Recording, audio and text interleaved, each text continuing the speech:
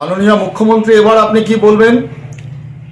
আমরা গত কয়েকদিন ধরেই বলে আসছি যে আপনি আপনার ঘরে খুঁজুন, আপনি আপনার দলে খুঁজুন। খুনিরা আপনার দলে আছে। তৃণমূলের নেতা তৃণমূলের দ্বারা সুরক্ষিত নয়, এমন বিষবৃক্ষ রোপণ হয়েছে পশ্চিমবাংলায় তৃণমূলের রাজত্বে। অপরাধীরা কার্যত দখল নিয়েছে এই সরকারে। অপরাধীরা মনে করে এটা তাদের সরকার। পুলিশকে তারা ভ্রুক্ষেপই করে না। আপনার অধীনস্থ পুলিশ করা ভ্রুক্ষেপ করে না। আইন শৃঙ্খলার পরিস্থিতি কার্যত শেষ হয়ে গেছে। অপরাধীদের মরুদ্যান হয়েছে বাংলা।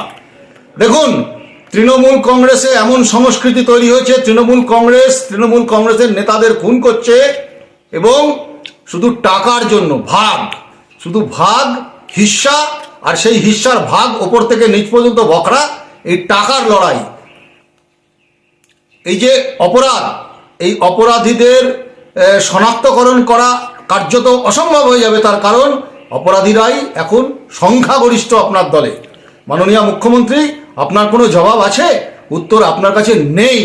তার কারণ যে নেতা মারা গেল তৃণমূলের, তার স্ত্রী বলছেন যে শুধুমাত্র চেয়ারম্যান হওয়ার জন্য তাকে একবার বাধা দেওয়া হয়েছিল, তাহলে পেছন থেকে কেউ কলকাঠি নেড়েছে। আমরা আগেই বলছিলাম যে অপরাধী আপনার দলের ভেতরেই আছে। তৃণমূলের নেতারা তৃণমূলের দ্বারা আক্রান্ত হচ্ছে, শুধু বিরোধীরা নয়, সারা বাংলায় আজকে অপরাধীদের স্বর্গরাজ্য মরুদ্যানে রূপান্তরিত হয়েছে।